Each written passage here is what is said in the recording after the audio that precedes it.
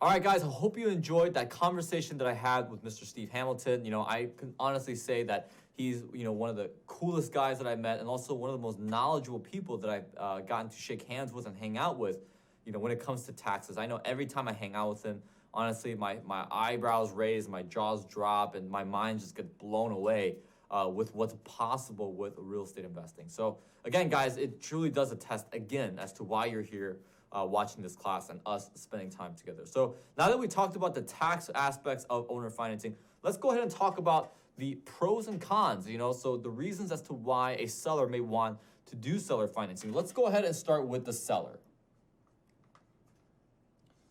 So let's go ahead and start with the pros, and then we'll also do some cons. Okay, so first pro. The first pro for the seller in doing seller financing is they're able to get, most likely, a higher purchase price.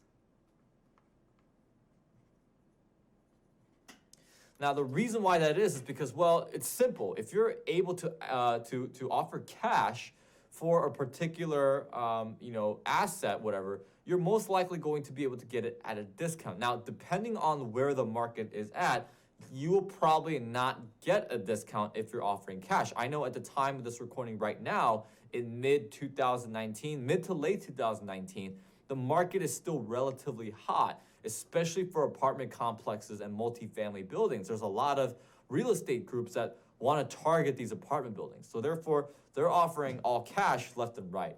But with seller financing, if you're dealing with the seller one-on-one, you will most likely be able to offer a higher purchase price because they're the ones financing you. Now let's talk about a con. A con is you don't get all the cash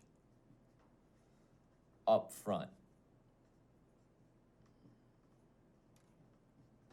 Now, a pro to offset that is you actually end up making more money in a longer span of time.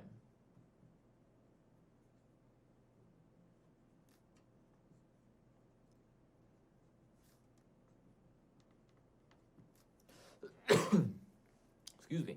You actually end up making more money in a longer span of time. Why? Well, because of the interest rate. So, if you're, again, going back to the example of $1 million, 4% of it is $40,000 a year.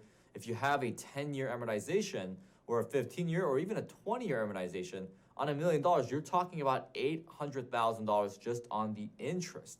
So you do make more money. It's actually significantly more money in a longer span of time. Let's talk about the cons. Cons is risk management. So this is where if you're the seller, you have to put your banker hat on. Now, what do I mean by that? By putting on the banker's hat? Well, it basically means that you have to operate like a bank. So what does a bank do to mitigate the risk, to assess the risk? They collect financial statements, they collect a lot of different documents like we mentioned earlier. Now, for you as the seller, should you do all that? No, not necessarily. But there's a lot of things you can do. You can do stuff like collateral. So one of the most popular things that you collateralize in seller financing is not only just the building, but also the down payment and all payments made prior. Meaning that let's say that you were the seller and I was the buyer. Let's say that 8 years later, so I put, on $1 million building, I put 10% down and I have faithfully paid every single month or every quarter or however we decide to put in the contract. Now, let's say in year 10, I default, right, on a 30-year note. That means that the $100,000 that I put down as the 10% down and all the payments I made during those 10 years, you actually get to keep that along with getting the building back. So these are the things that we have to consider in terms of risk management. You could also do what's called a personal guarantee. You could have the buyer sign a letter of personal guarantee, which you do when you go to a bank to get a commercial loan anyways. So there's some cons, but also ways to mitigate that. So I'm going to put also on the pros, right, collateral, and also letter of personal guarantee. So I'm just going to write PG for short. Another pro is that obviously is the tax advantages. And we've already talked about with Mr. Steve Hamilton. A con is possibility of default. Possibility of default, and then, I've also heard some stories to where people have gotten the building back in a worse condition. Now, here's a pro that offsets that. You could put in addendums to the contract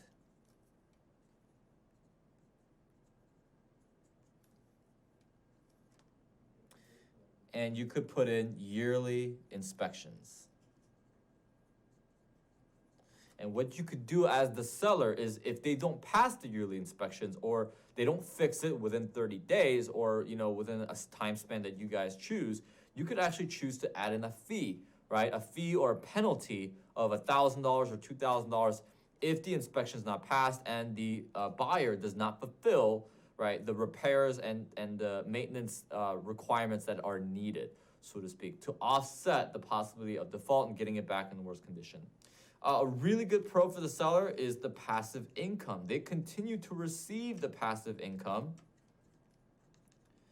every single month without needing to sell. Now, let's say that hypothetically, that 4 years from now, you as the seller need to have liquidity, right? Like, let's say that an unfortunate thing happened and you have a lot of medical bills that need to be paid. Well, you can also sell the note. So I know when I buy buildings from individuals, if they need to cash out their note, right? So I bought it owner financing, which I've bought a lot of apartment buildings through owner financing.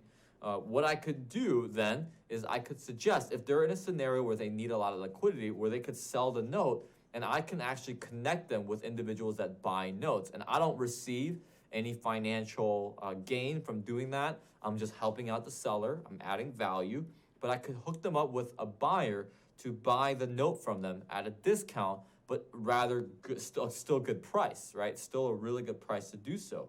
So in terms of cons, I don't know if there's any other cons. The only thing I can think of it is that it's not mainstream. That the typical way is to buy it cash, whether it be through bank or, and I know Fannie Mae financing has been very popular, or you buy it through all cash, but that's really the only concept. Now, a lot of attorneys try and talk sellers out of doing this. I don't know why, maybe it's because attorneys haven't seen a whole lot, or a lot of times, guys, in my experience, what I've found is that whenever an attorney for the seller tried talking them out of it, it's just because they didn't know what seller financing was. That's it. And a lot of real estate attorneys, surprisingly, are not educated in seller financing, in agreement for deed or contract for deed, because, well, I found myself in many scenarios where I had to educate them on what it was. My real estate attorney who knows seller financing inside and out, very sharp guy, I've had to take him on the phone with the seller and his attorney to explain what we're necessarily trying to do and how it could benefit the seller. So now let's talk about pros and cons for the buyer.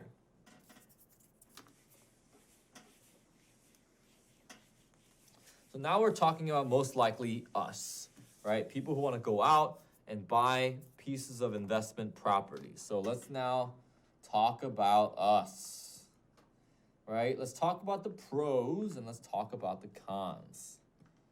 Now, first pro, right? I think it's pretty obvious. No bank. Meaning no appraisal period, no financial statement, no paperwork update every single year. You don't have to go to a bank, and then which gives us flexibility. So I'll kind of put the two together.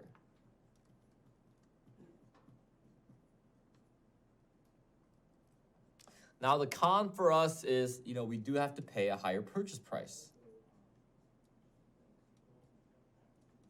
Or give them what they're asking. Pay the asking price. And or slight discount. So I know when I buy buildings on seller financing, I still buy them at a slight discount. Because I want to be able to buy the building for what it's worth, and buy seller financing. Because at the end of the day, guys, I truly, genuinely believe that the sellers that I even bring up seller financing with are benefiting more than I am in terms of the buying end. I have no problem. So at this point in my career, I have no problem going to a bank. I have a lot of real estate that I own and control. I have a high net worth. I have liquidity in my bank account. I have experience in real estate. I have a lot of these things. I have, if anything, I have everything that the bank is looking for in a perfect investor. I have all of it. So I'm able to get good terms and good, but a lot of times I do seller financing because it actually benefits the seller. So when I buy it at a slight discount, but a lot of times asking price, I wouldn't necessarily go too much higher than what they're asking because you don't want to overpay and over leverage yourself. But nevertheless, that is still a con. Another pro is no money, no credit.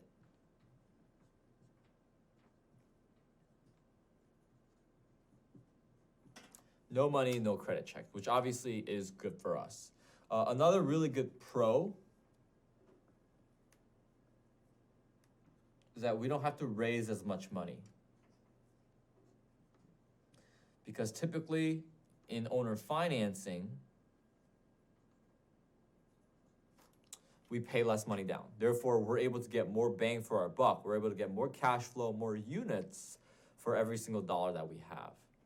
Another con for us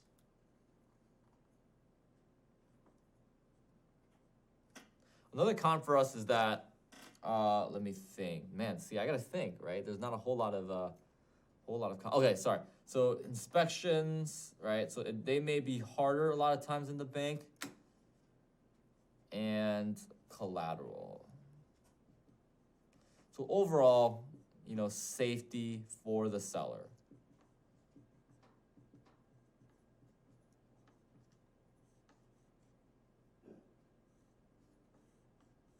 Safety for the seller.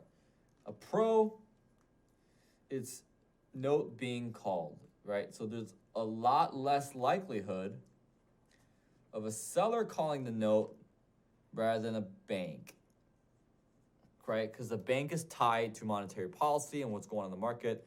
Seller is necessarily not. Con, we have to educate them on what seller financing is.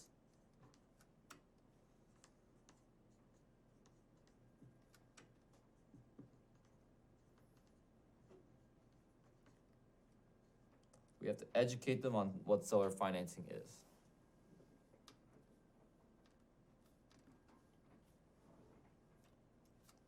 All right, so those are pros and cons for the seller. So let's go ahead and move on to the next section where we're actually going to be talking about the